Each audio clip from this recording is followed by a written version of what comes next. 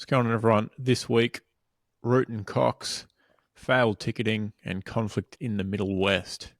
Do do do do do do do do do do do do do do do.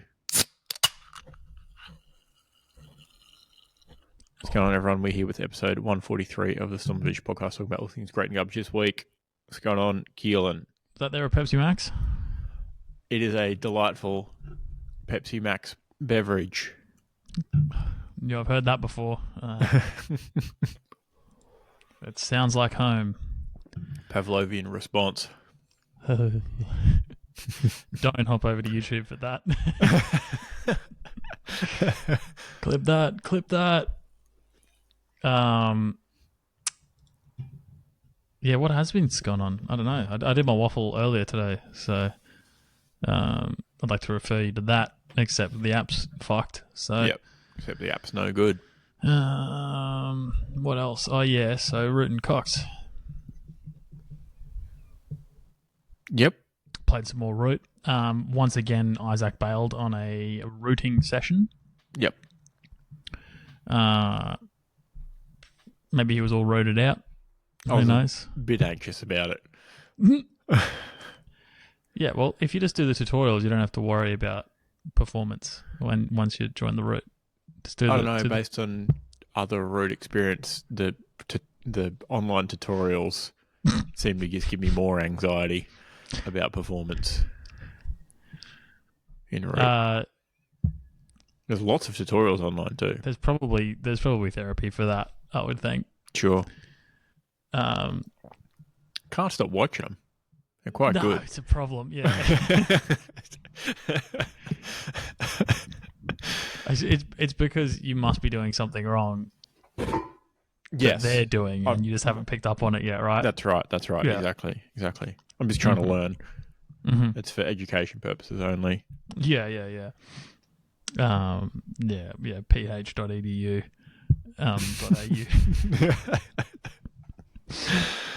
Yep. Yeah, so that was good. I think Zach got a win. I think I got a win. Against some AI bots. So that was good. Very nice. We're learning. Everyone won by the sounds of it. That sounds like a good root session to me. Yeah. That's all that matters. Everyone had fun. Mm-hmm. And then some cocks as well. Chambers of Xeric. So back on the RuneScape. Sean and I got back-to-back purples the other night, so that was good. And that means a rare drop for all those who weren't paying attention. Cool.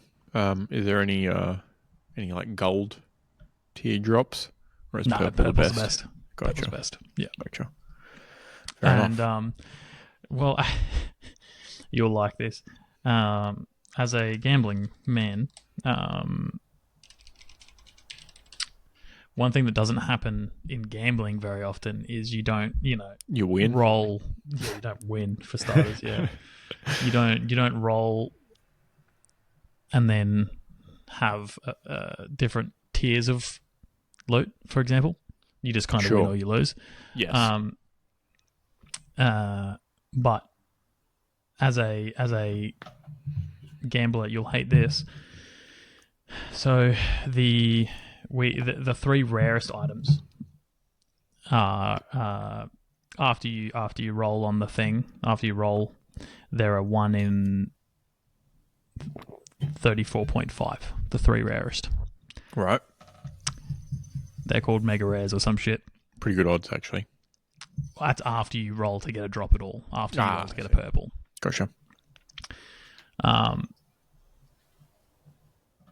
We got out of those three, we got the one worth the least. Yep. A difference between 97 million and 1.4 billion. GP. Yeah. House always wins. Yep. So, you don't lose. That's why you don't win. You just lose different. Yeah. Yeah. Fair enough. Speaking of tiers of win, not happening often. There is, I don't know if the market exists anymore, but you used to be able to, I believe it was on Sportsbet. You could bet on this market of, it was based on win margin, and if the team won by more, the odds got higher. Oh, But say if it was like the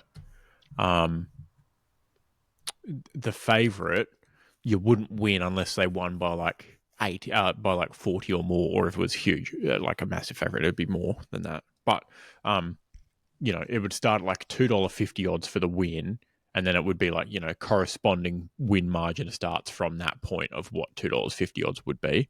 And then if they win by more, you can win more, or like the lower bits were less than what the odds should have been. And then it was in like 20-point brackets, or you could take a punt on like the underdog, and it might be from like 1 to 20, 20 to 40, whatever, at different things of odds. I think I won like 2 of those ever. trying to bet on those. I don't even know if it exists as a market anymore, but definitely fits the bill of rolling different tiers of win. Yeah. It doesn't feel good. It feels good until you realize, that could have been. Yeah. Yeah. Yeah. Gambler's fallacy. It literally could have been, though. Yeah. If only I'd bet more. I should have bet more. Mm-hmm. But what's going on with you? Thanks for asking.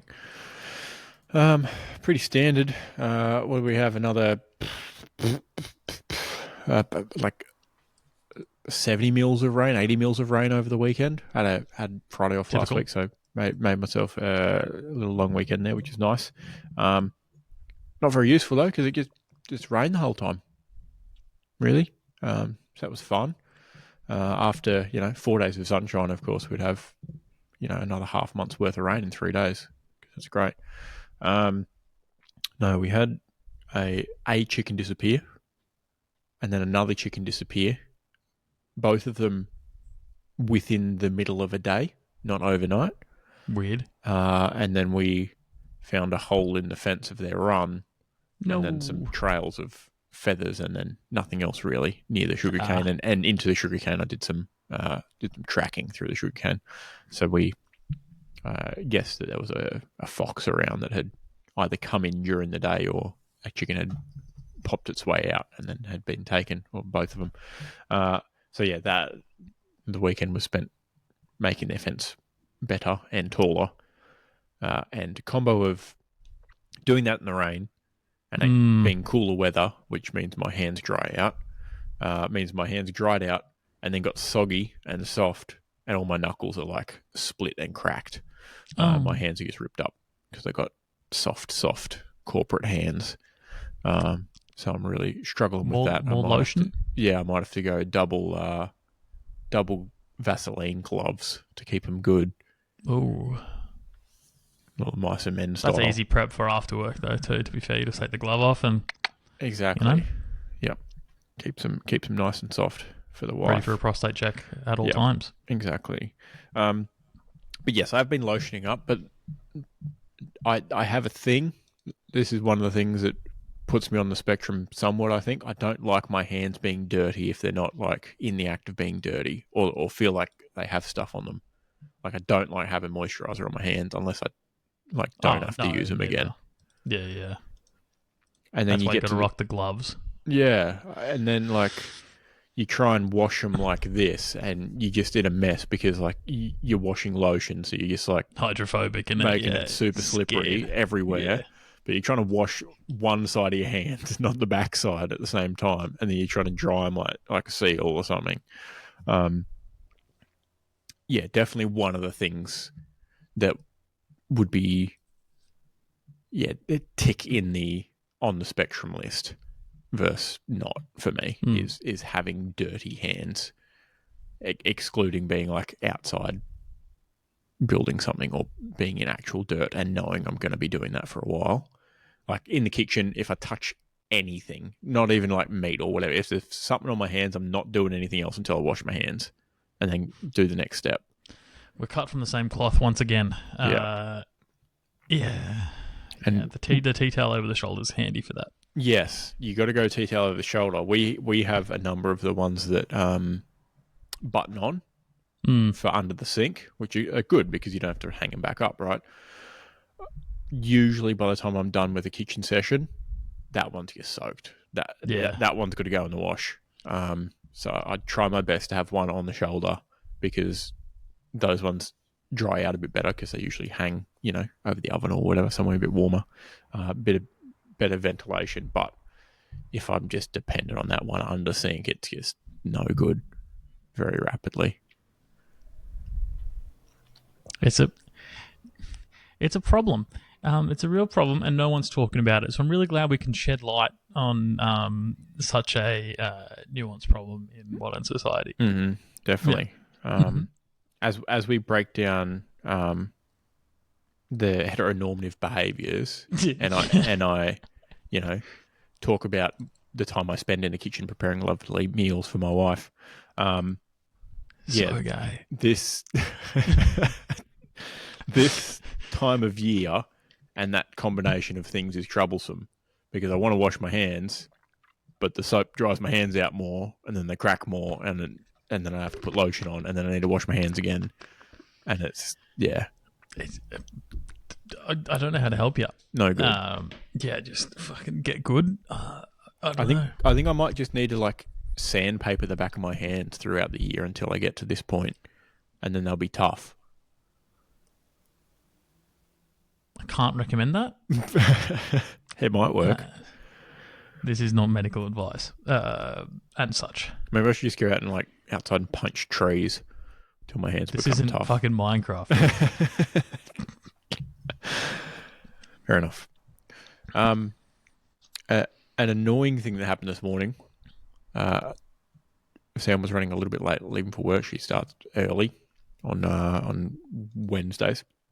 Early. And it was too dark to. She starts work at 6:30. It was too dark to take the dogs down the driveway to unlock the gate and then walk them back because I couldn't be bothered. Basically, couldn't be bothered trying to track them both with a torch during that time. So I jumped in the back seat because she had all her stuff on the front seat, obviously, just for a ride down to the gate. And I was like, oh, it'll be better if I move to the other side of the car, so then I can jump out on that side, unlock the gate. And at the same time as I shuffled across in the back seat, Sam took a curve in our driveway and she was running a bit late, so she took it quite quick. And I ended up rolling backwards back to where I was sat, but on my head in the back seat. Oh. So I fixed myself up and got out. But at that point in time, my phone dropped out of my pocket into the back seat of the car, and I didn't realise. Oh. So I unlocked the gate and sent her off, and I'm tapping my pockets, and I'm like, what's in his pockets? Nothing. There was nothing in my pockets, and I was like, okay, this is interesting. Normally, I could have sworn I picked my phone up, but it might just be next to the coffee machine on the bench. But I should probably check pretty rapidly. But I knew Sam wasn't going to turn around and come back or whatever, so I was like, yeah, it's either drive to Ballina or just go without. Ran back inside, phone wasn't there, so I was like, okay, find something to message her on, find an old phone, charge it up. Took 10 minutes to turn on, of course. And why didn't you just call her from Facebook on your desktop? Because then I would have had to come down here and make sure it was all plugged in. And when I turned my PC on before, I had a billion updates to do, of course. So it wouldn't have been any quicker. Yeah, no, that's typical, yeah. By the time I used Find My Device, I confirmed that the phone was next to her going down the middle of the motorway. So that was fine. So then I messaged her and let her know that she would have my phone for the day. She was like, okay, take it inside. So she had, I'll take it inside and look after it. I'll give it food and water. Yeah, she had full drug dealer mode, 3 phones on her desk all day at work today. Hell yeah. And I was just using my old phone just to keep up with, I don't know, nothing, basically. Would have been problematic. How did you go to the toilet today? Oh, I just didn't. I just held it all day. No, I had my old phone, which I switched from not that long ago, so everything's installed on it and logged in, so it was fine. Isaac, you've been incredibly productive today. Yeah, exactly. No phone to scroll on. Yeah. Yeah. Okay. So yeah, fun times.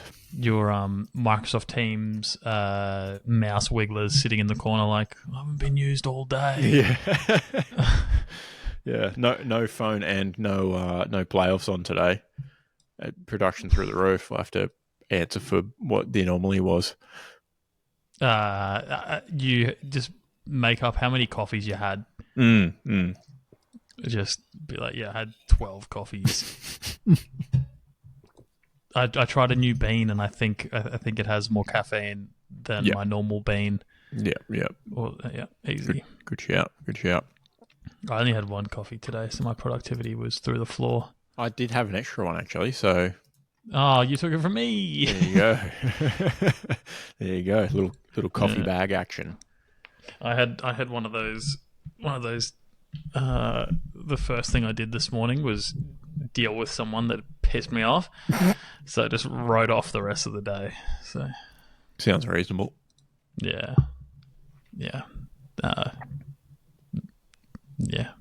It's one of them. Mm-hmm. Yeah. All right. Any nominations for Butcher of the Week? No, but I'm curious about the other two things from the intro. Are they for later, or are they for now? For later. We could do now. We could do foul ticketing now. Oh, I now understand what bottom one is. You could do foul ticketing now. Sure. Friend of the show, Dan, big Pies fan. More on that later, actually. Looking to get tickets for the Suns Pies first ever Suns Friday night home game, and we all just missed it. Pure and simple. We tried pre-sale. I tried pre-sale. The only thing I could access was redeem my free ticket because it's going to be a fully ticketed event, and purchasing additional tickets within the Sunscreamers Bay, i.e. they're selling tickets for the back of it, but for the first 8 rows I could buy extra tickets. But they certainly would not be letting anyone in Collingwood gear in that section. I can confirm that for free. That was the only options I had, that section to purchase tickets from for a pre-sale, which I thought was a bit weird. That's not really pre-sale, is it? No. Those were the only ones I could select from. And then, by the time the ticket release day went and passed, and I checked that afternoon, it was pretty much, there was like single seats only, and or seats to accompany people in wheelchairs, which were still $80 each. How much? Like 80. Holy shit! And then do they include the person in a wheelchair because they're bringing their own? I think so. And then the single. So it's $80 for 2 people to get into the footy. That's not too bad. That's not too bad, right? But then, the single seats only were also up on the wing, second level though. But they were like 105 each. What's it called? Like surge pricing and like pricing by demand is my least favorite thing. I went and checked for research purposes. So I believe the D's game is before that at the bank, at the Solarium, and then obviously the Giants and Lions game. All those and then the and then the Lions, which is the second most expensive after the Collingwood one. Makes sense. But those 3 other ones are literally like half the price. For the same ticket, it was like D's game 54, Giants game 52 or like 47, and the Lions one was like, slightly more, $2 more, something like that. It's just ridiculous for the same thing. You can kind of see why the Suns would want to. I mean, just because of ticket sales not normally being crazy high, but I think if you're selling out the MCG or anything like that, or even the Swans, to be fair, because there was no way that when I looked last week that wasn't a surge price on those shitty tickets for Swans Adelaide. Yeah, and they were ridiculous price, and the Swans are shit. And like, it's not going to be a large cohort of Adelaide fans that were deciding to go to that game. No, exactly. Like, if you're getting good numbers week in, week out, you shouldn't be charging someone that just wants to go to the footy $80 to see the home team get absolutely fucking wallops. Don't skip ahead. Yeah. Yes, exactly. But I don't know. I'll keep an eye out on Suns fan page and see if anyone's picked up tickets that they want to sell, or yeah, we're going to need 7 of them. Check closer to the date. I have a ticket. I redeemed my free ticket for myself. Good effort, just in case. But yeah, not much else. I probably won't. To do. I just probably won't bother anymore. To be honest, it's too spenny. Yeah. Unless you end up getting 7 next to each other. Hey guys, I bought tickets for me and my whole family, but I don't need them anymore. I'm selling them at half price. Then you can pick them up for the boys. I'll be one of those guys. Yeah. Look. But if someone's trying to fleece them on the Suns page, I don't want a bar of it. Not sure I'll get 7, but yeah, we'll see. Yeah. We shall see. Maybe they'll release more. Who knows? They might have restricted some or something. Hopefully. Still a while out. I feel like all the members will redeem theirs. Because it should be a good game. And Suns are playing well, so unlikely that I think it'd be unlikely to be a lot more released, but we'll see. Yeah, we'll see. All right. Shit list. After you. I'm going to nominate the Wednesday Waffle tap. Good concept to remain connected. They just haven't been able to pull it off yet. Yeah. I think we've had 1 week so far where it's worked. I'm confused as to how they've fucked you up. Fucked you up? Yes. Fucked it up so hard. Doesn't make any sense to me. I thought, we'd have a couple of bad weeks and then, it would get good. No. Apparently not. I have put a poll in the chat.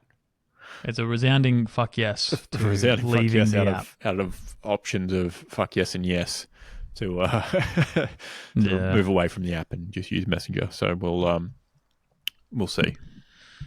I'm looking on their website. The photos of it look different than the one we're using.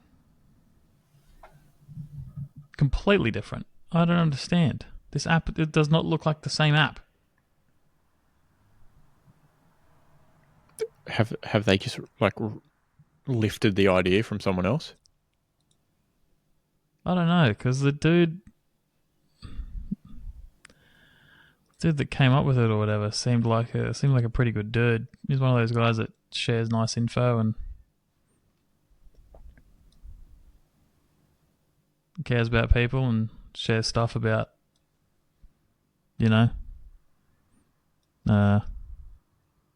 specifically men's mental health, but that kind of thing. It is rated 2.6 out of 5 on the App Store, which is not a fucking good start. It's not bad for an app. Pretty bad for an app on the Apple App Store. Well, on the Google Play Store, they'll fucking let anyone post on there, mate. But on a real Ridgy-Dig App Store, fucking yeah.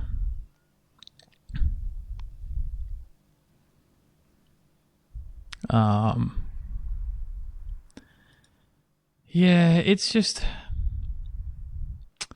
unfortunately it doesn't work as well as it could. No. I would love for it to be,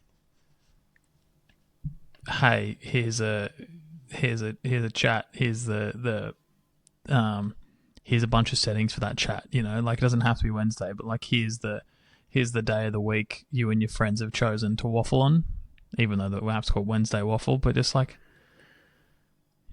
way you can actually do 2 overlapping friend groups at different ends of the week as well.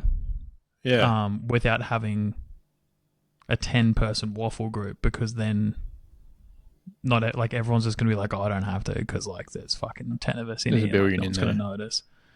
I don't want to add just to the pile. It has, I feel like it works better as a small thing. Yep. So I guess maybe we'll just end up doing our own on Facebook and call it something else. Yeah, I guess so. Post on Instagram about their updates for the latest release. The dubious thing about it is that the date is in American format.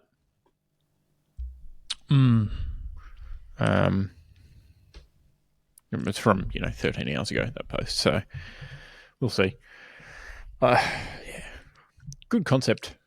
It's just not working. If it worked, it'd be fine, but it's just not. Yeah, unfortunately. Just to clarify, if this app actually did what it said it would do, it'd be sick. But yeah, I'm not actually sure if the dude actually made it then or not. To be fair, I don't know. Anyway, what's important is He probably hired the Fiverr app developers to do it. Yeah, no, that's probably accurate. What's it rated on the Google Play Store? Oh, hold on. I'm on it right now. It doesn't show me the ratings because I'm not. Oh, I am signed in. Doesn't tell me the rating, maybe because it's so bad. The pictures of the app on the Google Play Store look like the app does, whereas the pictures on the website don't look like the app does. Interesting. The pictures on the website make it look like people just like upload their waffles and then you can see all your friends' waffle. Like, it's not necessarily a group chat, but I like the group chat aesthetic. Oh, okay. And vibe. Very unusual to me. I can't see a rating. It doesn't look like there's any ratings. That can't be right. There's got to be no positive ratings then. 1K plus downloads, so not sure. Well, the Wednesday Waffle app might be going on the shit list, but staying connected with your friends will never go on the shit list. Good point. Great point. I've never listened to one of the Instagram videos. Is the guy Canadian? Nah. Curious. If you... I'm not logged in on my computer and, opening it on my phone will hit me with the thing. But if you scroll down, there's a dude with a little moustache. It's available for pre-order now in the App Store and the Google Play Store. That's the guy. Yeah, it's him. The Google Play Store says the developer is Wednesday Waffles Inc., Vancouver, British Columbia, Canada. It's unfortunate. Curious. Maybe he'd get a Canadian company to lift and shift, crack onto it. Oh well, on the list. But yeah, say hi to your friends. Just not using that app. Don't use that app, but just reach out through something. Could be a letter. Yeah.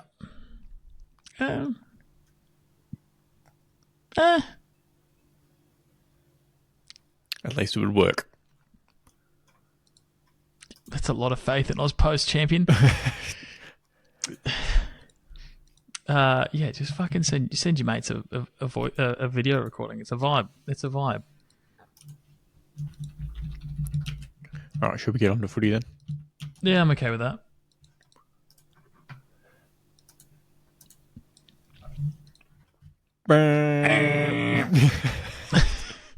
Harmony in it. Jeez, we're good. All right. Yeah. Thursday night at the Gabba, we had Brisbane 13-12 90, Essendon 11-6 72. Lions tried so hard to lose this game, but still beat Essendon.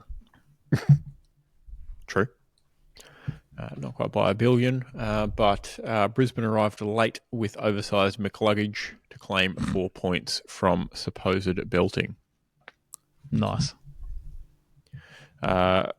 Look, it certainly wasn't Lions by a billion. It was touch and go for a bit there in the third quarter. Some inaccurate goal kicking, keeping the Bombers in it. But the result went as expected at the end of the day. And that's all that matters. Yeah. 4 points is 4 points. Yeah. Yeah, nothing like a who cares Thursday game. Yeah. Yeah, nothing like it. Thanks, AFL. Shout out. All right, Friday night. Collingwood at the MCG. Collingwood 16-11-107.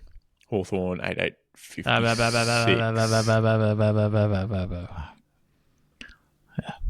Mm-hmm. Yeah. Thanks to Cousin Lewis for not bullying the Hock chat after this one-sided demolition derby. I can't say the same for Dan, who bullied me all the way into Saturday morning. He fueled all my weekend runs out of pure hatred. Very good. Everyone was swooping on a piece as the Pies baked the Box Hill bevy. Ironically, at least 2 players have gotten called up from Box Hill for this week's game. Yeah. Yep. Shout out Jack Ginnivan. His 3 goals and 31 disposals, not enough to make any sort of dent in the result, unfortunately. That was the funniest thing I think Dan ragged on, is that Ginnivan had like 3 in the opening quarter, and he's like, "Oh, he's been quiet since then," but he's got 3. Very much in the conversation of 3 votes, Jay Ginnivan.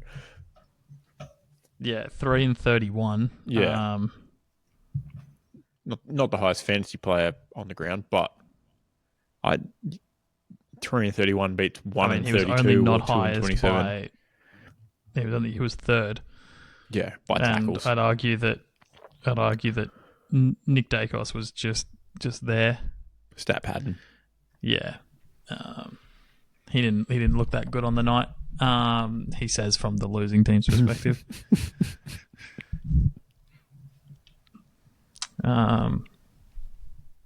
But yeah, ultimately it is a bit of a sucks to it's a sucks to suck. A little bit. Quite a big bit. Yeah. All right, up to the Gold Coast, People's First Stadium.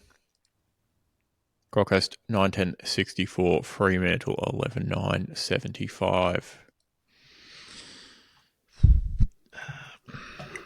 I've got stupid sexy Flanders kicked a stupid sexy goal, and then the stupid sexy Suns lost a stupid ugly Freo. Very good. There's plenty of players sliding around the park during a wet and wild day out in the holiday town, but the Dockers bolted themselves onto the 4 points, sailing into the top 8. Boo. Yeah. Not happy. The 3 goals, 220 disposals, pretty good game for him. Flanders' goal, pretty miraculous. Yeah, I think I said it best. Hold on. Stand by. Because this is commentary at its finest. God, we said a lot about the footy on the weekend, didn't we? Yep. I said, Who would have holy thought? football, Flanders. Pretty good. Suns were bad in the wet. Simple as that. Yeah. They weren't good. I think my biggest gripe that was on repeat in the group chat was stop fucking handballing. It's wet. Yeah, I thought you had like an issue with your phone or something. It's just the same message over and over again for the first 3 quarters. Yeah. There was just numerous handballs that were just turnover in, defensive half or defensive 50, and then immediately kicked through the goals. And it's like, well, it's clearly not working. And then all of a sudden, it started working. In the maybe the third quarter ish, right? They started getting something going, but they just didn't score. No. Like, it was fine. They were actually holding on to the footy, and they just didn't score. They had all the momentum there and didn't do anything with it. They had momentum for like 15 minutes straight in that quarter and did absolutely fuck all. Which is a tough watch. Yeah. The Suns play with big momentum swings in their games. I've noticed this season, and it's very worrying. Oh, don't say that. Usually it's okay because they start bad. That means with the ebbs and flows of the game, Yeah, Swans game, second for quarter, example. Yeah. fourth quarter, fine. But when you can't do anything during that time where you're quote unquote dominating, kind of tough to hold on for a win. Yeah. Nicely though, Raul and Rioli have avoided any sanction at all for their reports. That. Yeah, love to see that. He was reported. Raul was reported for striking. Mm-hmm. I'd argue he was just looking so striking. Pretty good. And Rioli was literally pushed into a bloke who slipped over in front of him. Oh, that was Rioli. Yeah. Easily the biggest below the knee incident I've ever seen, but it was paid high contact. Mm-hmm. Honestly, sucks to suck for being on the ground, dude. Should pay the below the knee, I think. That's what I thought too, but bias lens, obviously. The thing that made me really irate was, I don't know, 45 seconds later when a Suns player got hit in the face in the centre square. Nothing. The whistle went away after that. So here's what it is. Raul. There wasn't enough game left to blow the whistle. No, there wasn't. Raul 13 tackles, wet conditions. Lot of ball to be had. Noah Anderson 39 touches. Almost hit the 40+ bet. I was so close. Did you actually have it on? I had everyone else, yeah. I had over 27 and a half. Had it on tab. Yeah, I've been informed they pay that. Yeah. I had over 27 and a half. I was like, it's wet, he's going to touch it heaps. And he almost had it at like half time. Pretty sure he had about 20 at half time.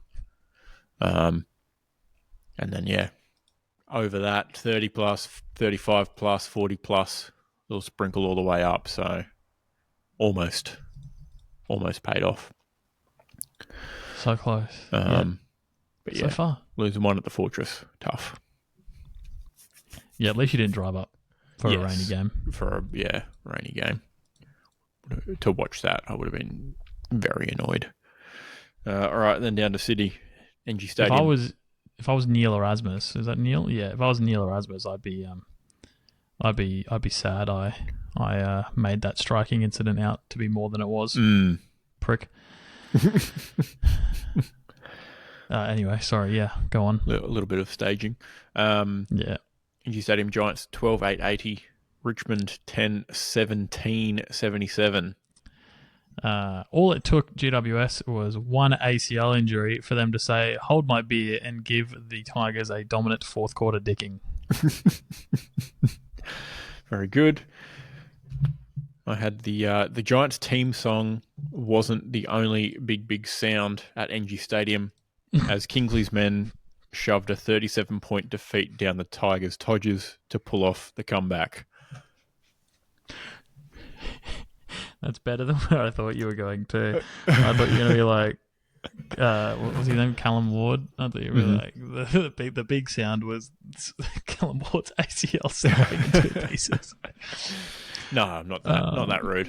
Not that rude. I'll just make a joke about sounding instead because I'm not that rude. What's sounding? It's where you shove stuff down your dick hole.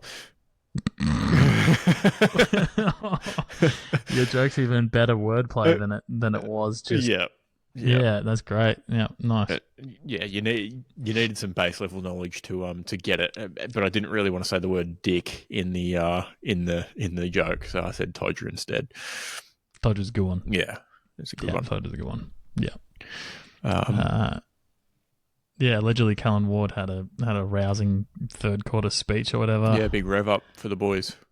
I didn't hear any mic up, but I could presume it was something along the lines of, "Oh, you fucking losers! Bloody hell, mate! I've just fucking done my ACL. I'm never playing footy again. Would be fucking nice if my last game was a win. You fucking winch," or something like that. Yeah, that sounds about right. Yeah. But a rousing speech from the veteran. almost certainly down and out Yes. at the age of 35 doing your ACL. Yeah, probably. Yeah, the Tigers won behind in the fourth quarter, not quite enough to hold on. No. They managed to, not quite achieve their two behinds that that they held on to the win against the Suns earlier in the year. So fourth quarter's not great for the Tigers so far this year. Good. It's almost like the worst teams in the competition can't play 4 quarters. Who would have thought? Don't skip ahead. All right. Allegedly, Callan Ward spent 114 minutes on the field. This has got to be wrong. I'm like scrolling through the stats, but I was like, I'm pretty sure he hurt himself in the second quarter. Almost positive. Done. He had like 3 touches. Yeah. Did they technically not sub him on the stats? Hold on. No, he was C. subbed Ward, out. 114 minutes played. He had 1 touch. On the interchange bench, you scroll down, 114 minutes played. That's a lot of minutes played for a torn ACL. Interesting. Yeah, really unusual. Mm-hmm. Anyway. And then at Crosstown, SCG, Sydney Swans, 5-11-41. Adelaide Crows, 21-5, 131. Don't let my talk of ticket sales fool you. There was not a happy Swans fan in sight at the SCG on Saturday night. I could hear the tears raining down from Parramatta. Very good. The same group of aggressive birds from last week's report are still on the loose as Crows murder Swans. Yeah, no, lines up. Absolute smattering. Imagine paying $80 as a neutral fan to go see this. Very glad I didn't. Yep. You'd be upset. You'd want a refund. Yeah. Some people want to see goals. I want to see footy. 1-4 to 12-3 at halftime. And then 4-3 third quarter to the Swans, which is pretty good. Not quite as good as 6-1, unfortunately. And then 4 behinds in the last for the Swans.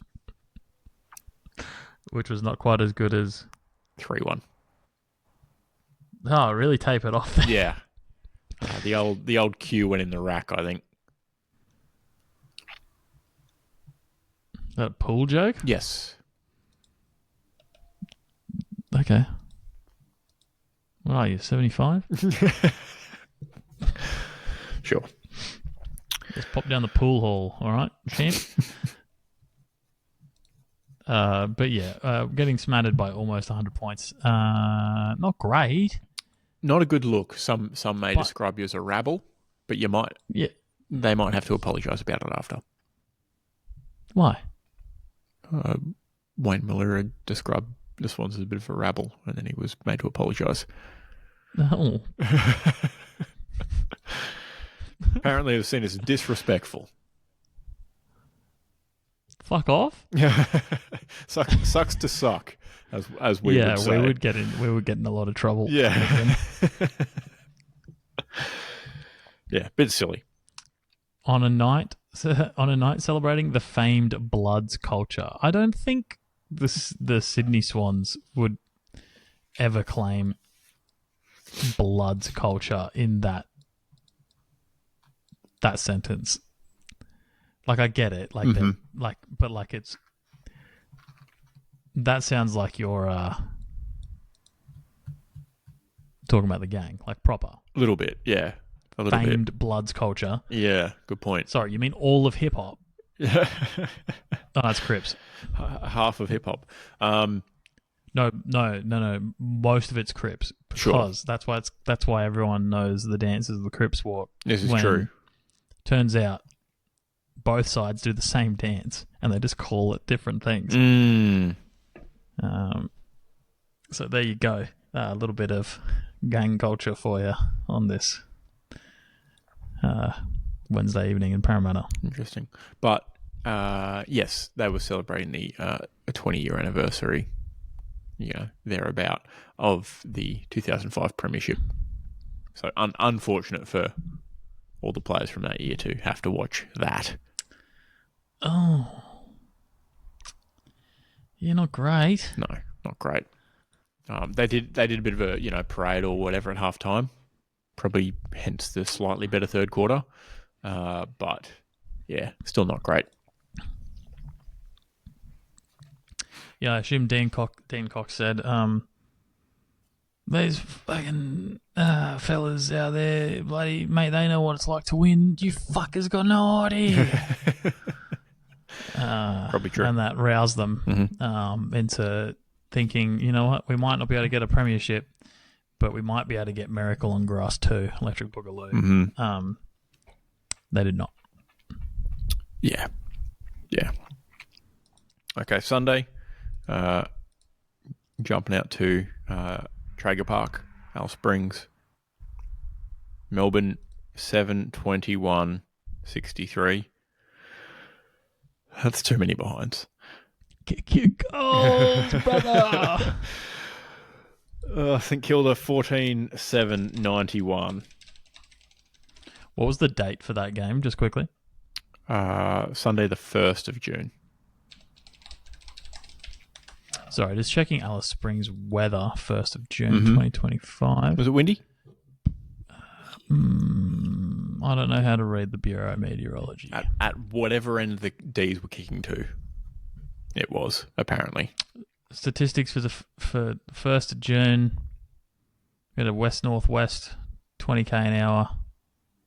That was the maximum wind speed gust. That's not a lot. 114. At 114. Yeah. By 3 p.m., it was 7 kilometres an hour. No excuse. Which, for all those paying attention at home, was just about when the footy started. And it was a lovely 20 degrees too. Fucking hell. Absolute day for it in Alice Springs. Mm-hmm.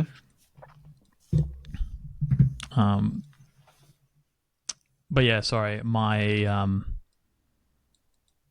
recap is D's had the bye, St Kilda, this week and still lost. Pretty good. It most certainly must be holy water coming out of Alice Springs, as the Saints were blessed with a miracle win as Melbourne's goal-kicking demons ruin potential possession of 4 points. Nice. Thank you. Am I correct in you had that pre-queued up last week? Yeah, that was pinned for sure. Yeah, sweet. Definitely. Yeah, cool. Yeah, that was a good one. I mean, it's just too good. It fits perfect. Yeah, too easy. Really highlighting how bad the D's were.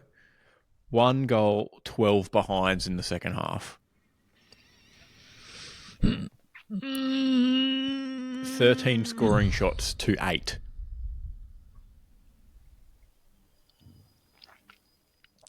One goal, 12. 1 goal, 12. You couldn't even try to be that bad. These are professional athletes. I could kick the ball 13 times from 50 and kick better than 1 goal, 12. Oh, easy. Geelong great. My foot would be very sore, but You'd score more than 112. yeah. 13 scoring shots and they Jeez. kicked the equivalent of 3 goals.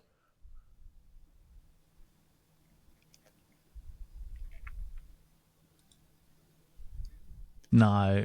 No good. No. Geelong great Steve Johnson said about the Melbourne Demons, they'd be kicking themselves, but they'd probably miss. Pretty good.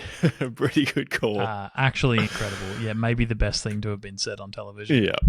Yeah. Very, very funny.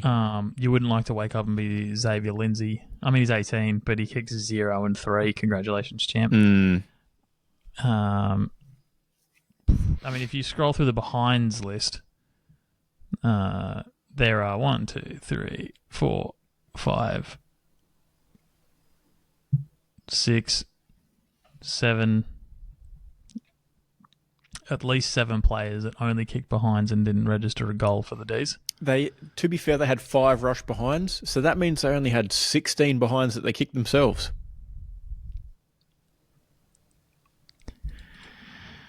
No.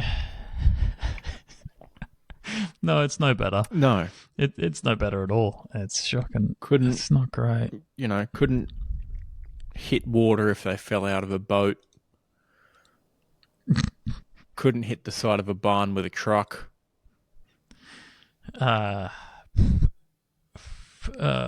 Couldn't. I was going to go the Chris Brown route.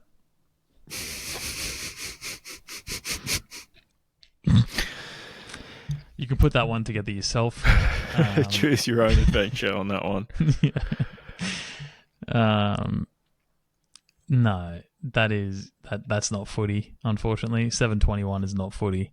No, terrible footy. Footy loses from that. Footy lost. The one really good thing you like to see is an Indigenous player have a really good game at Alice Springs. Wanganeen Miller. Wow, wowie, 29 disposals. What a surprise. St Kilda halfback receiving the ball a lot in a game where the D's had 21 behinds. He only had to find 8 other disposals. He took 21 kick-ins.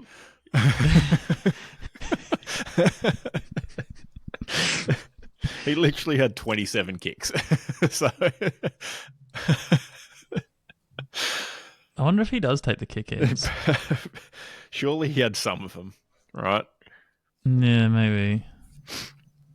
Surely. I mean, even if you look at the match stats, like it doesn't make any sense. Saints had 100 more disposals, 60 more kicks. They even had more handballs. They had more everything except for inside 50s. Goal efficiency, 7 goals from 57 inside 50s. Shocking. D's had 57 inside 50s and converted almost half of them to behinds. Congratulations. Yeah, their behind efficiency stat would be through the roof. Yeah, incredible.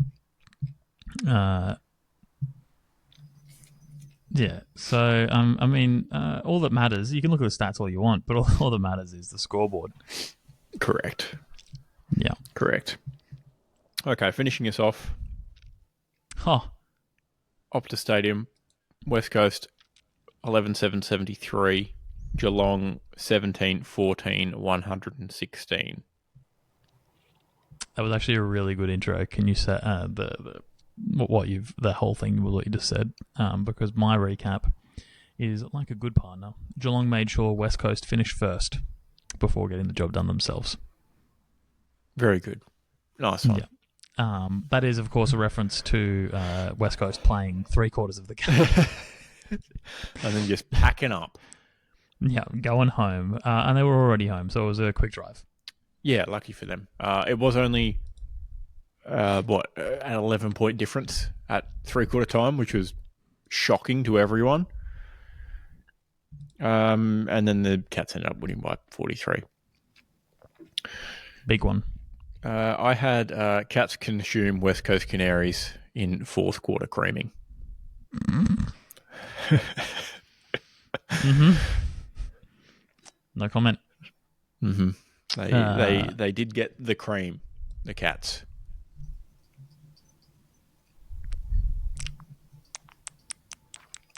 Okay. Yep. I was very happy with the late performance, especially by Mr. Jeremy Cameron, who kicked the last 4 goals of the match, because I had a couple of wagers on him to kick 4 plus 5 plus 6 plus goals. So I was in a pretty not good mood up until about 10 minutes to go. And then cha-ching. Yeah. Cha-ching. Yeah. Yeah, that's like he bookended the game as well, which turns out is not something that happens very often. It's like the 4th time he's done it or some shit. Mm-hmm. Kick the first and the last. And if you're not first, you're last. Ricky Bobby. Mm-hmm. Very true. Ricky Bobby. Very true. But, much like the Bombers game, unexpected journey, expected outcome. Yep.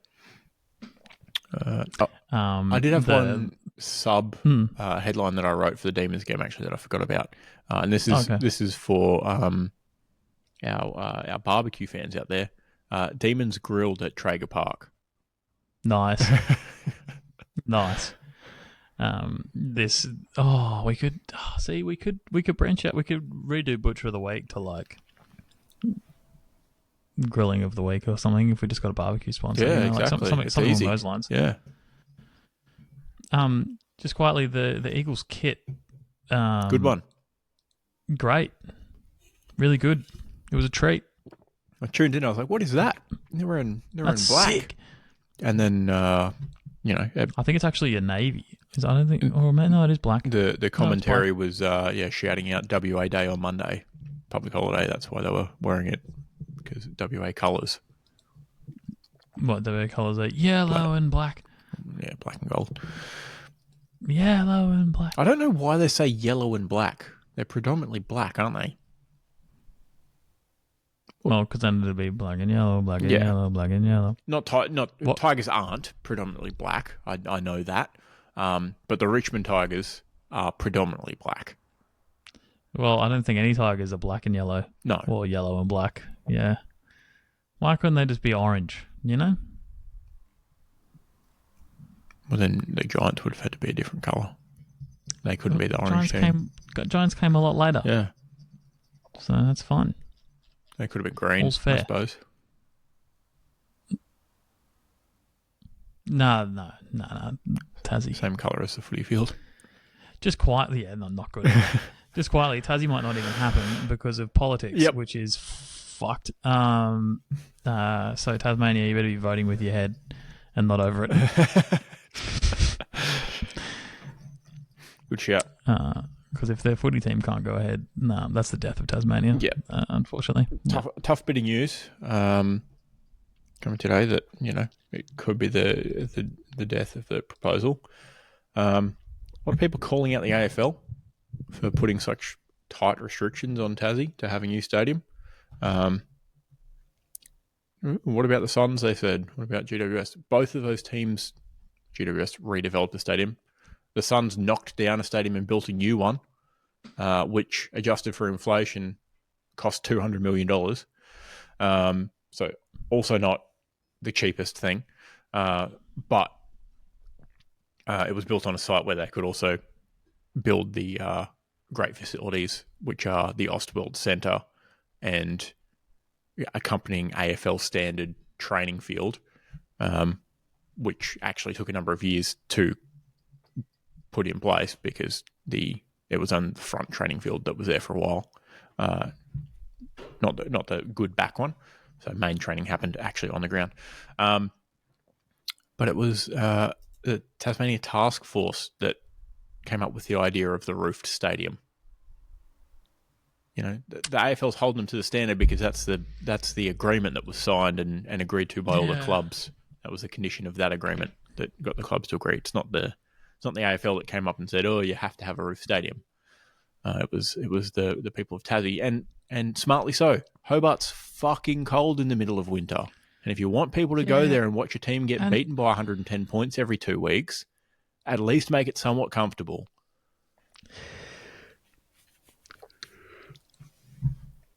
So much slander already for a team that doesn't exist. They're not going to get hammered by that much to begin with. They're going to have they're going to be the GWS where they're going to get close to success immediately and then fall off. Yeah. Probably true actually, because they won't have a team to come in immediately after them to also take up the other half of all the good picks of every draft. Exactly. Yeah. Yes. Correct. But also the AFL's ready to stump up $250 million to build their stadium for them. So it's not like, they're making them agree to this thing and then, hey, you got to do it, otherwise you're not in. It's like, you got to do it and we'll pay for, at this point, based on the budget blowouts, a third to a quarter of it. But the federal government's also committed that same amount. The problem is Tassie doesn't have that many people So it can't generate money very quickly. No. And unlike New South Wales, they keep their national park camping at a reasonable rate. I'm getting a lot of videos about new national park rates going up to like $50 a night. I'm sorry, but what's the point of it being government owned then at that point if you're Might as well just go stay in a caravan park and have facilities. Yeah, At not that the price. shit in the woods. Yeah. Yeah. Have somewhat of a toilet. Yep. If I'm not mistaken, I think Tassie just do that classic thing where you have a parks pass. Yep. Believe so. And I think you may still have to book sites, but that's for availability reasons. Mm-hmm. And I'm pretty okay with that. Mm-hmm. But yeah, fucking... It's not I'm looking off good. track again. No. Either way, it's not looking good at the The moment. wombats don't generate enough income in Tassie, No. unfortunately. No. They do have to consider that lots of events could be held at this stadium. Correct. It'll be a generate. multi-purpose venue. Yeah. And a pleasant one to be at too, because it would be roofed. The only other option is redeveloping York Park. You can't do anything with Bellerive Oval / Ninja Stadium because it's too confined. It's too small, and it's shit to get to. And there's no public transport and there's no parking, really. Yeah. But also, you probably want to build your main stadium for your team near the biggest population centre of the state, which would be Hobart. Yeah. That being said, I don't know what York Park is, but UTAS is a delightful venue. Yeah, that's the I know. that's the corporate shill's name of that stadium. Sorry, it's not a public university. Yeah, but we with journalistic integrity don't mess around with sponsorships. Us and the ABC don't give out free ads. You just said Ninja Stadium, you fucking numpty. I said Bellerive Oval first. Yeah, and then still name dropped the brand. Mm-hmm. Yeah, pretty sure people of Hobart use Ninja air fryers to fucking heat their homes in winter, to be fair. If I had to pick one place in the world to get the least amount of use out of the new Ninja slushy machine, it would probably be Tasmania. Oh, right? yeah, definitely. Without a doubt. Because the only other option is like Alaska or something, but you know that they're absolutely hammering alcoholic slushies. Yeah. They don't have to install those at Ninja Stadium. They just slap the Ninja Slushy name on the front of a regular drinks machine and it spits out slushies automatically. Hell yeah. That's a feature. Mm-hmm. But yeah, no, you wouldn't want to put it in Lonnie because infrastructure. Yeah. As well, to be fair, because there's not much around. Yes. You have to walk all the way into Launceston Actual, which isn't that far. It's not that, but like, it's also pretty small, but also you don't want to do it. because it's cold. Yes, exactly. Mostly. Exactly. Yeah. Whereas if Because the walk home's going to be fucking chilly. Yeah. Whereas if the stadium's, covered and then you've got a short stroll into the CBD and hotels, that's prime. And bars and entertainment precinct afterwards, that's prime. You get up and then you're up and ready for the Salamanca markets on Saturday. Exactly. Oh, here's me thinking the fucking... They're going to get Friday night games. Friday night game. Not a chance. Not for like the first, I don't know, what about 15 years? Yeah. Yep. No, but if they, they're all like, oh, Geelong's also cold and wet. They don't need a roof stadium. It's like, yeah, but they're also selling out, 40,000 seats every week. And it's not nearly as cold and windy as Hobart. Like, be real. Just And they have point at map and be like, that's Geelong. Yeah. That's Hobart. See how it's further away towards the big icy landmass at the bottom of the world here. Mm-hmm. Colder, isn't it? And this alludes to a stat that I'll bring up shortly. Geelong's literally the most successful football club since 2000, as far as wins. Is there a boo button? Probably. As like, no one's going to go out in the fucking cold to watch your team lose a game of football. I'll tell you that for free. Evident by the Tassie Devils' last VFL. If Tassie people really cared about footy, they would have kept going to the VFL games, but they didn't because they stunk and it was fucking freezing cold. Going there, witnessing the last few home games. There was hundreds of us watching those games of footy. We all rushed the ground afterwards. You could barely see the centre circle. They thought that another game of footy had just started after. Yeah. There were so few people on the ground. Hold on, the AFL's playing now? All right, should we tip? Yes. I was just going to What's this? What's this? make comment. That's what I was alluding to. So a little stat from Sir Swamp Thing. There's been 5,000 games played since the start of 2000.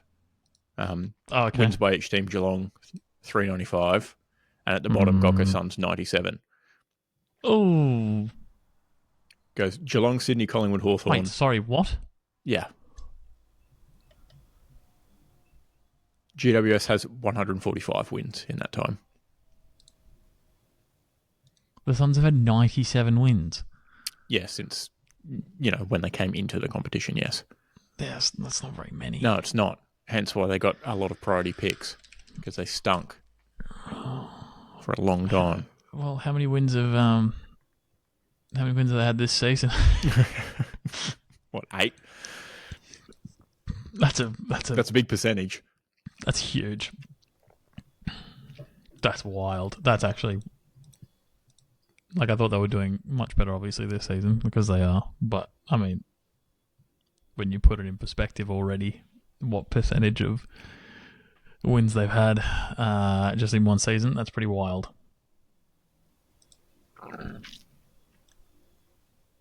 I keep forgetting how to log into the AFL tipping on the computer. I go to the AFL ID thing. I keep going in there, and then it goes, "No, that's not me, champ." Yeah, I used to do it on my phone. My phone's weak. I'll do it in AFL tipping first this time, so I don't forget to transcribe it over. Although Don't forget. Actually, no, I'll do it in the ESPN one first because I actually pay money to be part of that tipping comp, so it matters more. Oh, that one. Yeah. Yeah. But bragging rights to the boys. Yeah, sure. Yeah. All right, tomorrow. Recappage? Recappage, yep. Showing of the week, you had Geelong who won by 43, easy in the end. We both had a couple of sweats, actually. I had the Lions who won by 18. And I didn't sweat at all because I actually didn't watch mine. Oh, fair enough. And Richmond for Kiss of Death almost got over the line. Very close. But we got to give him like a 3.1 total score now or something. Because, like, prorate it. Yeah. If we prorate it, it's like 3.9. Yeah. They were winning 9%. Yes, yeah, exactly. Yeah, give it out for percentage of time in lead. Yeah. If Kiss of Death loses by that much, we might have to look into doing the math for that at the end of the season. Mm-hmm. Yep. All right. Tips for this week. Thursday, tomorrow, at Marvel, Western Bulldogs, Hawks.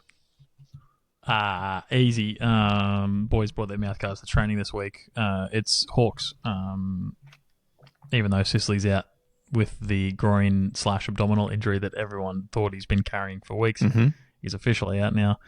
But it's okay. It's okay. The Butts is back. Mr. Sam Butler has gone away to the VFL after breaking his leg, and he's buffed up, and he's ready to put his head over the ball and just fucking get down to it, mate. So yeah, it's Hawthorn. And what about Nick Watson's illness? He's down with the sickness. Ooh, Watson. Put a pin in that for next week. Yeah, not great. Yeah. Nah, like if I told you Jack Constant, Marvio Troll, Dylan Moore, Sam Byler, Blake Hardwick, Max Ramsden might be the only one you go, who the fuck's that guy? It's all good. He's 203 centimeters tall. Double ruck set up this week. Yeah. I think they told Max, hey mate, you're probably playing this week because Lloydie's fucked. He absolutely nailed someone in the game, so he's out for the rest of the season on a sussy. And then the MRO was like, nah, that was a real attempt to spoil, which it was. It was. To be fair. It was a legitimate footballing act. Yeah, and given that Lloyd Meek's like the nicest bloke on the field, the MRO was like, oh, no, it's Lloydie, mate. You can't be doing that. Mm-hmm. No prize. Please go play again. Yep. You're a great ambassador for the game. And there you go. So that's it. I don't know what else I could say to convince you. I see. Fair enough. Look, Hawks are very much on the fraud list currently. I'm going to have to go to the Dogs. Oh, does she fucking wait, mate? Does she fucking wait? You'll be fucking eating those words come Thursday at 9:30 p.m. Sure. We'll see. Or I'll be crying. We shall see. Either way. All right, Friday night, Adelaide Oval, Adelaide, Brisbane. 3v2. I've actually got Adelaide. Yeah, it's Adelaide. Adelaide at home, I think. Yeah. Brisbane, unconvincing for a little bit now. Yeah, and Crows have done the opposite thing where they've absolutely doubled down on being good. Yes. All in. Absolute stinker at the MCG on Saturday afternoon. Great time slot for it, 1:20, Richmond to Sydney. I'm busy. Yeah, absolutely. Don't watch. Must miss TV. Hear me out here. Take Richmond. I think it's worth a shot in this spot. I think Richmond home game. Yep. And given how they played against GWS, I'm gonna go Richmond. I'm just gonna do it because Sydney stink. I think it's worth the punt road.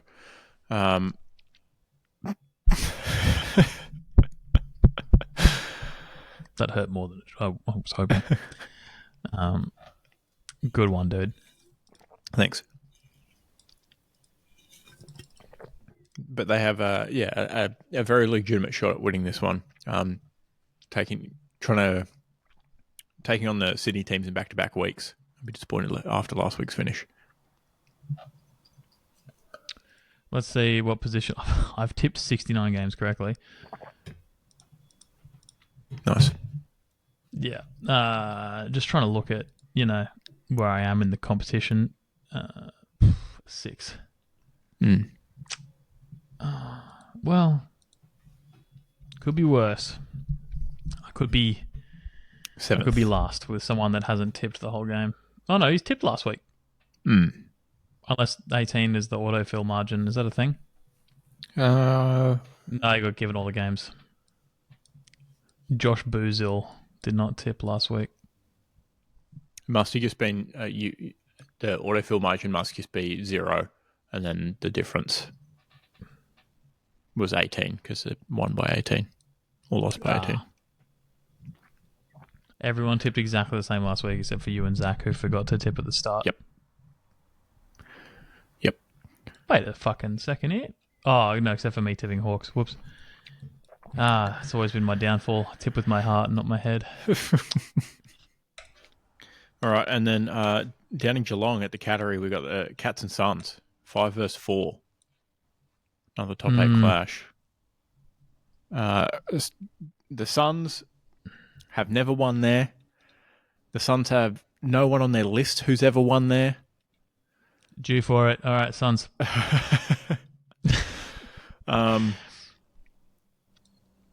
It's going to be a tough outing. Suns by 50. But a bounce back spot for the Suns. I got to believe. This is a belief pick. But yeah, Rioli's never won there. Noble's never won there. Hardwick's never won there as a player or a coach. What? Due for a win. That's wild that Real did. He's like 0-3. Noble's 0-2 or something like that. Oh, excuse me. What's Hardwick there? 0-3 as well. and 0-1 as a player, I think. It's wild to me that he's coached only 3 games in the HBA. Yep. All right, and then yeah, you go the Suns, dude. Easy. Yeah, thanks. And then the Honey Hole, Giants power. The Giants will power through the power. Yeah, it'd be interesting to see if Ken gets up for a bit of food play, see if that's on his list, things he gets up for. But I'm going to stick with the Giants. I like that. I like the use of stick there as well, given the honey. Yeah, nice. Thanks. Yeah, it's the GWS. Mm-hmm. Now, first game of Sunday, you'll put your hands over your eyes because you won't want to watch it down at Hands Oval in Bunbury. You can put your hands over your eyes all Sunday, to be fair. Actually, it's not looking great. Just forget about it completely. Yeah, I don't know what the people of Bunbury have done to deserve this, but we've got North versus West Coast. In what is, I think, maybe the third or fourth toilet bowl matchup of the year. Yeah, this is a stinky one. It is the AFL's newest venue, and it's affectionately known as Hands Oval. Yep. Why is it called Hands Oval? Oh, God, I don't know.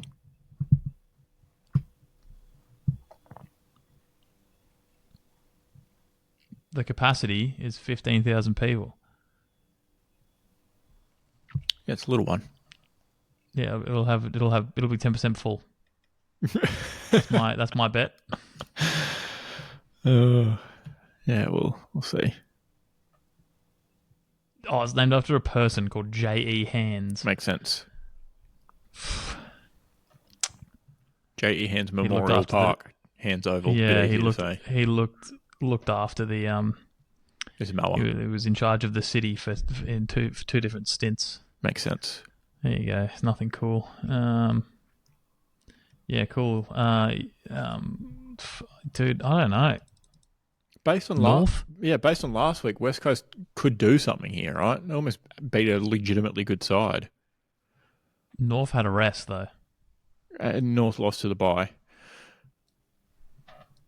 No, I think North were on the way up before they had the bye. I reckon they won to the bye. Drew to the bye. North did draw to the Lions. True. At Ninja Stadium. You just... I don't want to have to pick a team here, to be perfectly honest. But I think I have to. Yeah, I'm just letting the bookies choose North for me. Yeah, I think I'm going to have to go North Melbourne based on the bookies. It's their home game, but it's across the other side of the country. I've just realised that. Yeah, they're selling off games to even more places. The Guernsey's going to be so full of just places. Yeah. The Guernsey's going to be a map.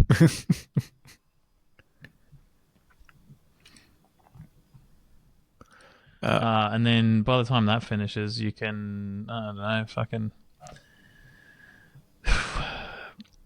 cook dinner and go to bed before the next game, have an early night. True. No, nothing else happening. MCG, Carlton, Essendon. I'm taking the Blues. Go with the bookies. Blues.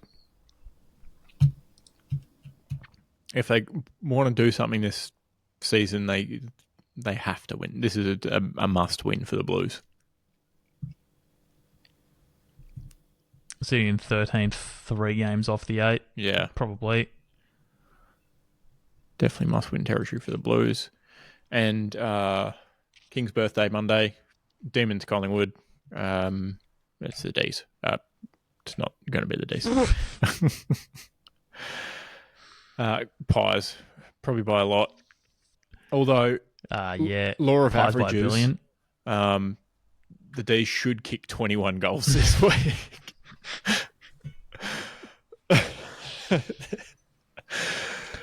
Comfortably 21 goals for the D's this week. You heard it here first. Yeah. But the Pies will kick like 28. So if the D's are kicking 21, the Pies are kicking a billion. yeah. Lock it in. I just hit my first perfect week. Have you? Yep. Very good. Well done. Booked in already, mate. It's let me know. Very good. Alrighty. What have we got? Shooting of the week. Ooh. I will go with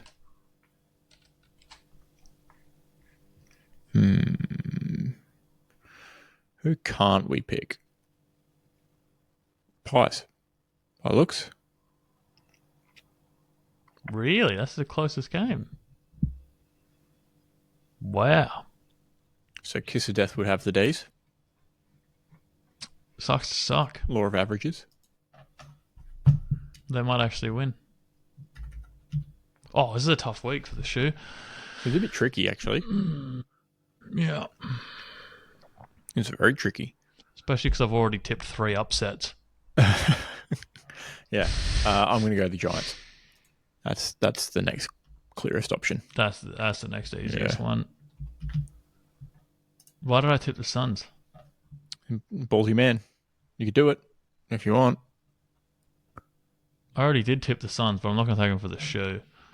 You can shoe and hock. You sounded pretty confident about that. Double rock set up.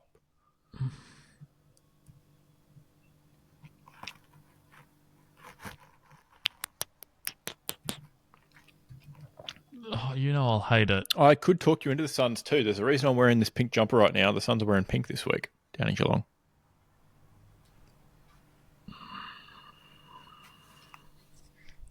1-0 lifetime in the pink. 100% win rate in pink. Suns. You know, you know what a common high vis safety color is now, and we've established that orange doesn't work at the Catter anymore because the construction's done. Mm-hmm.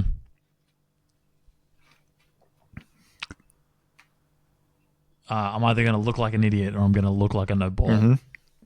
Yeah. See, It's. Yeah. locking in the Suns. See?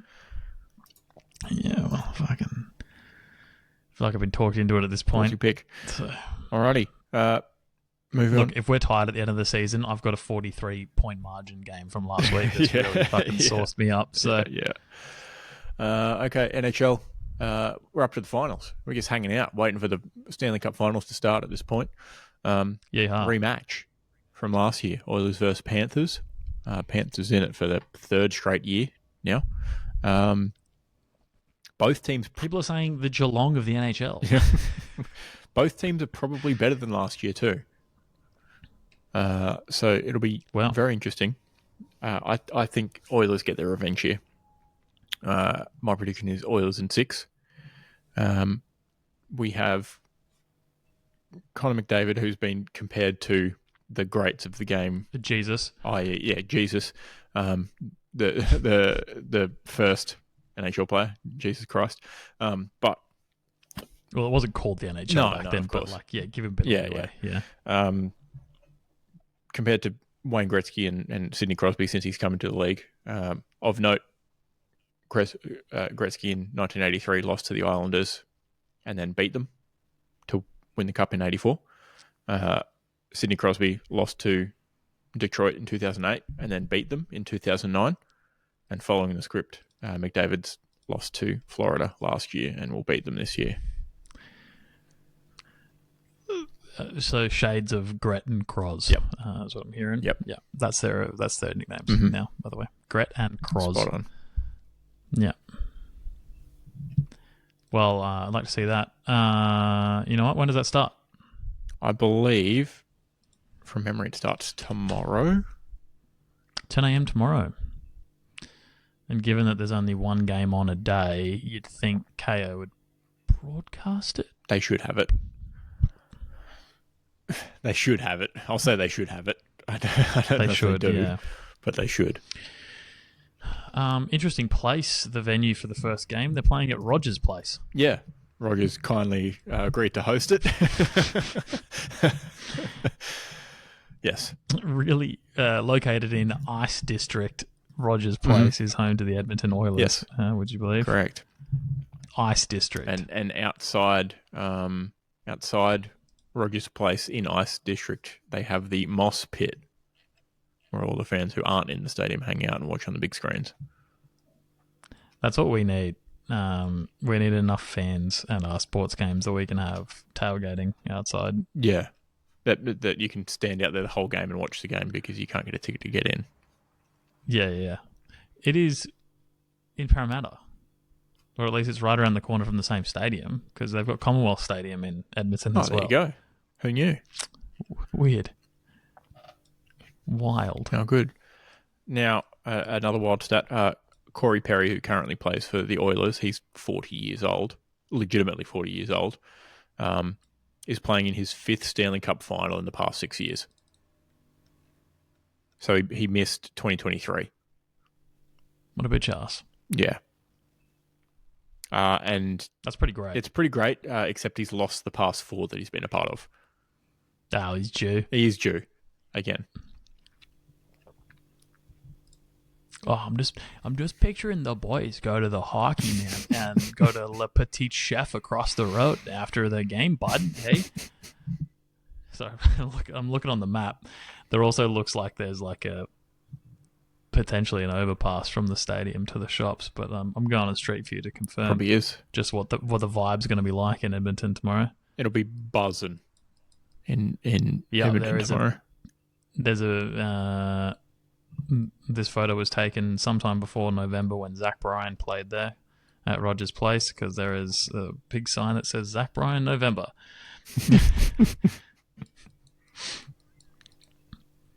Yeah, hell yeah, bud. Go to the hockey and then go to Boston Pizza across the road. Boston Pizza in Edmonton, Canada. World famously known Boston Pizza. Yeah, like it's not even one of the regions that has their own pizza. Either. No, not really. Grow up. Not really. All right, and then I will be trying cast iron skillet pizza on the weekend, so I'll keep you posted how that turns out. Okay, there we go. No good. I already did focaccia the other weekend, and the focaccia turned out all right. So we'll see if I can make the pizza do its thing. Cool, very good. Now, starting Friday is the NBA Finals, the PG-13 Finals. Shout out Paul George. Paul Gasol. We've got OKC versus Indiana. Some are calling it the Halaban versus Al Shida.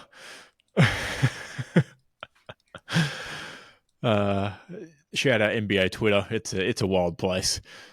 Yeah, no shit. Literally photoshopping, players' faces onto the world's worst terrorists. All in good fun. Yeah, not even like the good ones that actually got anything done.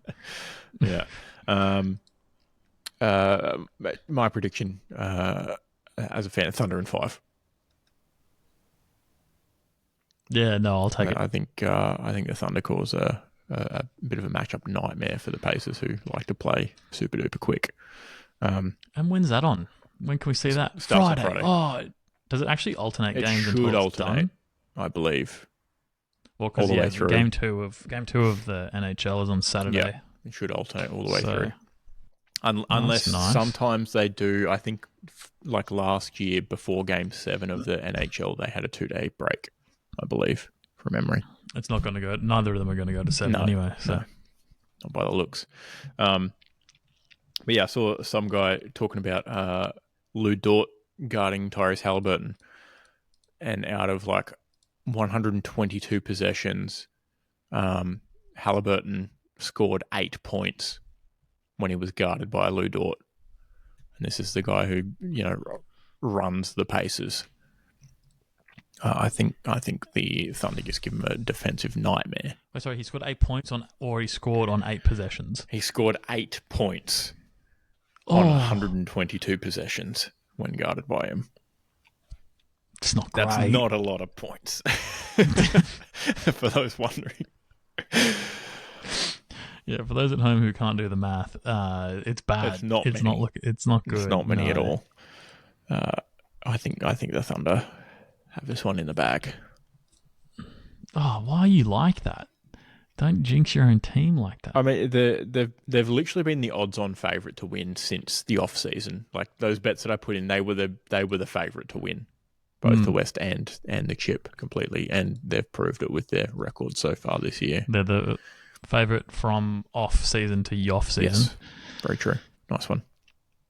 Very good. But Thunder and 5. Yeah. Okay.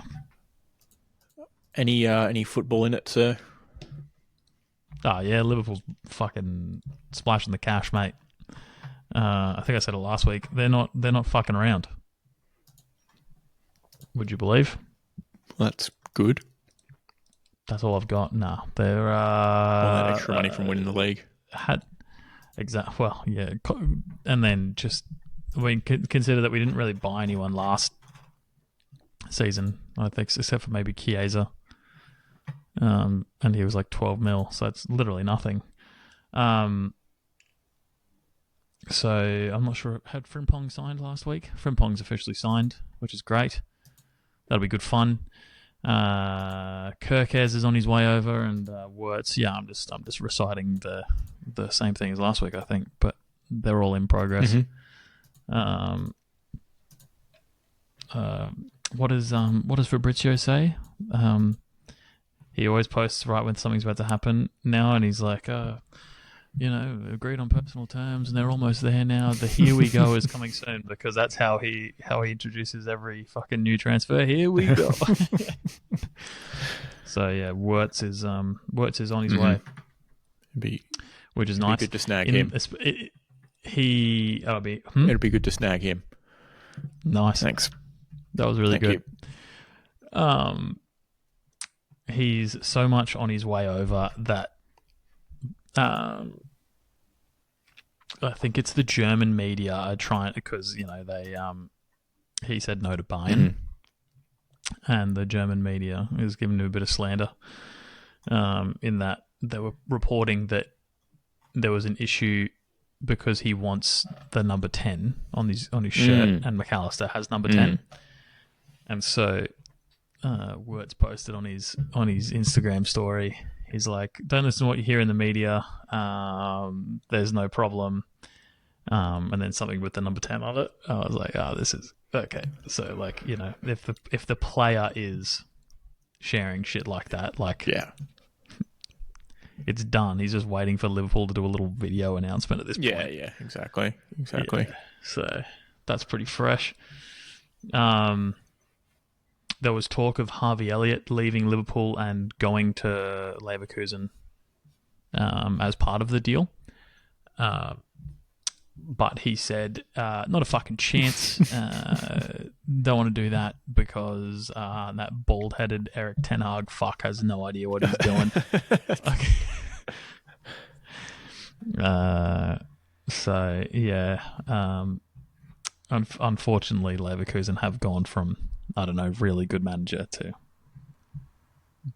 one that I guess really needs to prove himself again after being at United. But at this point, United's the weakest link. Yep. Yeah. Oh, the one other bit of transfer news is that I have is United fucking up potentially. One of the Saudi Arabian teams that no one remembers the name of wanted to buy Bruno Fernandes for like $1 billion, more like 100 million. And supposedly the manager said, "You know what, Bruno? No, I do want you here." And Bruno said, "All right, cool. I don't want to leave." And so instead of, I don't know, taking the bag and buying a player that potentially fits their system better, they've decided,